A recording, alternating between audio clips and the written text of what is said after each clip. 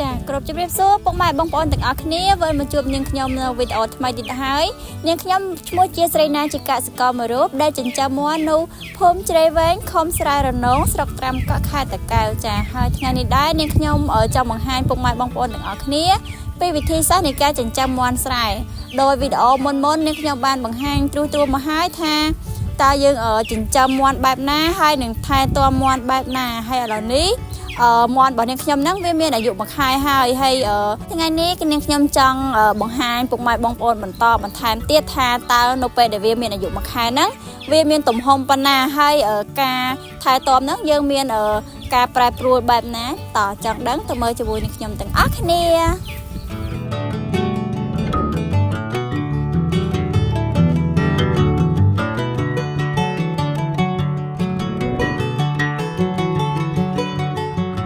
ចាពុកម៉ែបងប្អូនទាំងអស់គ្នាឥឡូវនេះនាងខ្ញុំមកដល់ក្នុងទ្រុងហើយដូចថ្ងៃមុននាងខ្ញុំបានបង្ហាញខ្លះហើយថានៅក្នុងទ្រុងរបស់យើងរៀបចំបែបណាសម្រាប់កូនមាន់តូចហើយនៅពេលដែលវាមានអាយុ1ខែតើយើងរៀបចំបែបណាឥឡូវមកមើលជាមួយនាងខ្ញុំផ្ទាល់តែម្ដង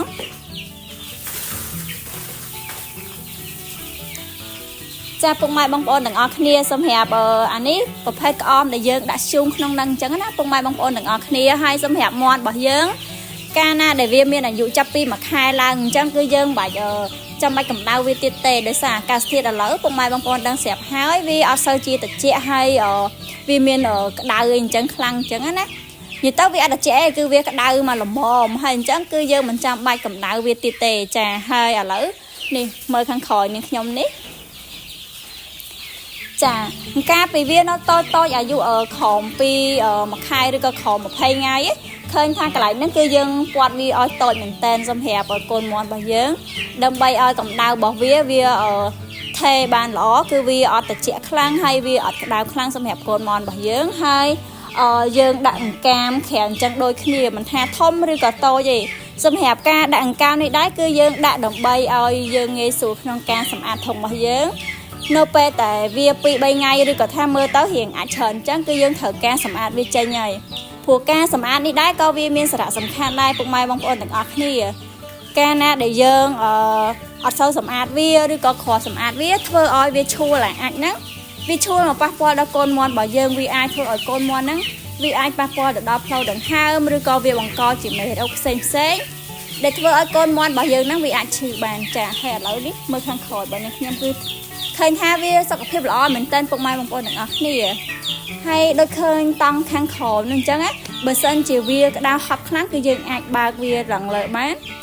ដើម្បីឲ្យកូនមាន់របស់យើងហ្នឹងវាថាវាមានខ្យល់ចេញចូលបរិយាកាសវាល្អសម្រាប់វាអញ្ចឹងណាពុកម៉ែបងប្អូនទាំងអស់គ្នានិយាយទៅវាអត់ខុសពីមនុស្សយើងហ្មងទេបើកាលណាវាហប់ពេកឬក៏វាលហើយពេកអីអញ្ចឹងវាអាចថាសុខភាពអត់សូវល្អដូចគ្នាចា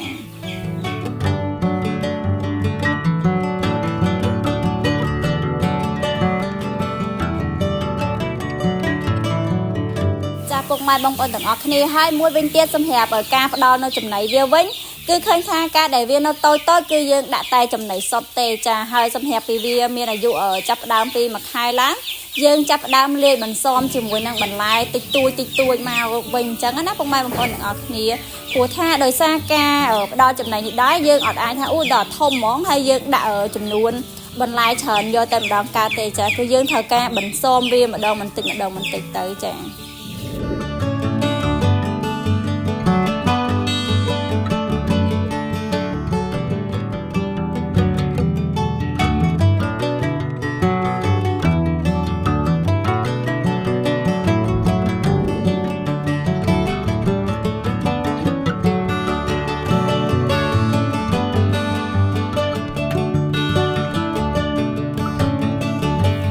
បងប្អូនទាំងអស់គ្នាហើយសម្រាប់វីដេអូរបស់អ្នកខ្ញុំថ្ងៃនេះមានតែប៉ុណ្្នឹងទេសម្រាប់ចែកជូនទៅដល់ពុកម៉ែបងប្អូនទាំងអស់គ្នាហើយសម្រាប់មាន់នេះដែរនាងខ្ញុំនឹងថតចែកជូនទៅដល់ពុកម៉ែបងប្អូនទាំងអស់គ្នានៅមួយអាទិត្យក្រោយឬក៏មួយខែក្រោយទៀតចារហូតដល់វាបានលក់តែម្ដងថាតើខាងនាងខ្ញុំចំណាយពេលប៉ុណ្ណាដែលធ្វើឲ្យមាន់ហ្នឹងវា